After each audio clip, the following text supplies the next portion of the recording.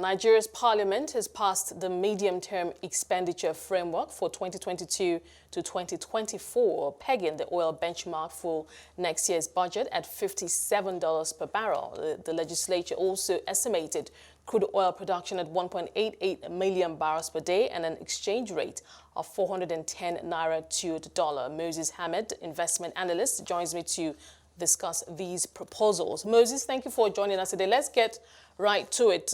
$57 per barrel oil benchmark. I'm just looking at it and wondering if it's a little too conservative when one thinks about or sees where oil is today, somewhere around $74, $75 per barrel. What are your thoughts?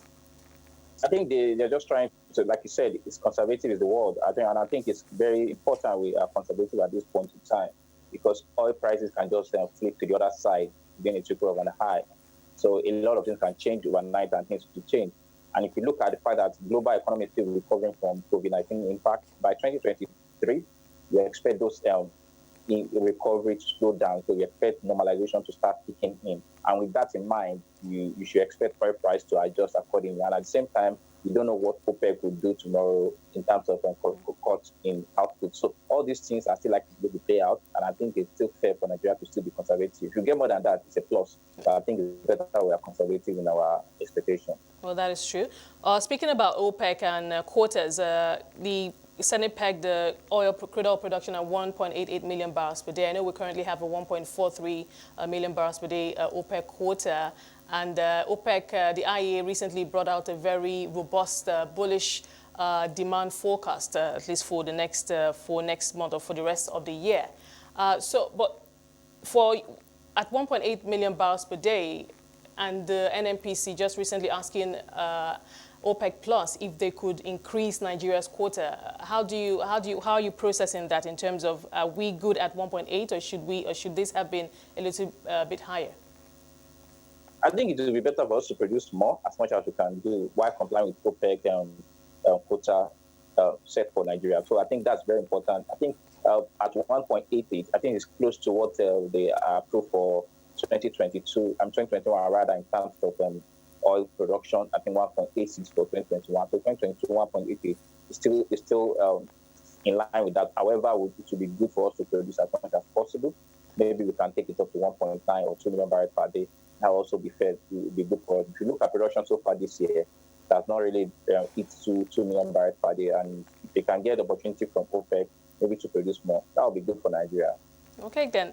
I know these are all still projections, but just looking at the exchange rate projection at 410 to the dollar. Now, I know that the CBN, the successful Eurobond sale of $4 billion, the IMF's special drawing right of $3 billion. So that's a combined about $7 billion coming in fresh dollars coming into the FX reserves, and we're expecting the naira to hopefully appreciate or do better on the back of that. But at 410, what do you make of that number? Well, it's just the official rate. We know in Nigeria we have official rate, and we have the rate that you can actually do your transactions. And so it may still be stable at that rate officially, but what's the market? What can you get in the market? That's a major question. And that's the reality of our market today. So regardless of what they put it at, as far as the effective demand and supply rate is not at that level, there always be pressure. But with what you said in terms of Eurobond borrowing $4 billion and the IMF fund, I think these two can actually reduce the pressure, but not necessarily to see much appreciation from current level. If you look at our obligations and even possibly we see maturities from Eurobonds going forward, all those things can also kick in maybe next 2 to 3 years. The pressure will still be there. So it's not to say that the pressure is over, but these are temporary solutions to the problem we have. But in the long run, we still have to find a way to manage our FX situation. Now, for the GDP growth rate projection and inflation rate, GDP growth rate projection at 4.2%, inflation at 13%, and we're still somewhere around 17% at this time. But for the 4.2%, population growth is still somewhere around 3%, 3.5%, being conservative. This is still, what do you make of 4.2%? Some might argue that is still not enough to move the needle in terms of macroeconomic growth. Yeah, it may not be enough, but even at say at 4%, is it still real? Is it feasible? Can we really achieve that 4% growth? I can't remember last time that Nigeria achieved 4% growth, even when things were normal. before COVID, we're not even growing at 4%. So now with COVID and still struggling around that, I'm not sure 4% is something that is actually realistic. It looks so optimistic to me, but of course, let's see how it goes. But from my own point of view, I think it's optimistic.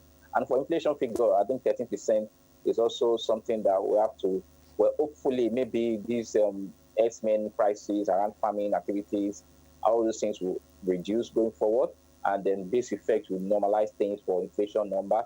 But at this point in time, looking at where we are today, 17% and 13% for next year, I think it's quite, we have a lot to do to achieve that. But it is. You can't say never. Certainly a lot of ifs here. Now, for the government's revenue projections for those fiscal years, I'm also thinking about this VAT value-added tax battle between states and the Federal Inland Revenue Service, the main revenue collection body for the government. We don't know where that is going to end, but I'm thinking that at some point that would also factor into government revenue, at least on the VAT side. We had that Finance Act of 2020 that also, had the VAT input. But how do you see this? Obviously, I know that no one knows what direction that is going to go, but what do you see? What are your projections? What is your forecast? Well, for me, I think in terms of VAT part of it, well, it's something that we actually, like you said, there's still a lot of uncertainty around that. But I think whoever finds a way to win, maybe states or federal government, the major thing is, the money will go to, let's say what we are saying now is VAT going to the federal federation account and to go out in form of VAT FAC allocation at the end of the month. But if it's going back to states, it just reduces the. So eventually, for me, I see government as one. Maybe that's my own personal perspective. Whether it's going through the federal government down to state government or going to state government, the fact is that going to state government, how they spend the money is the most important thing to me, which is major concern. And apart from VAT, what other sources of revenue can we also rely on apart from oil? So I think a lot has to be done instead of just still fighting on VAT. I think both governments should still look for a way to generate more revenue.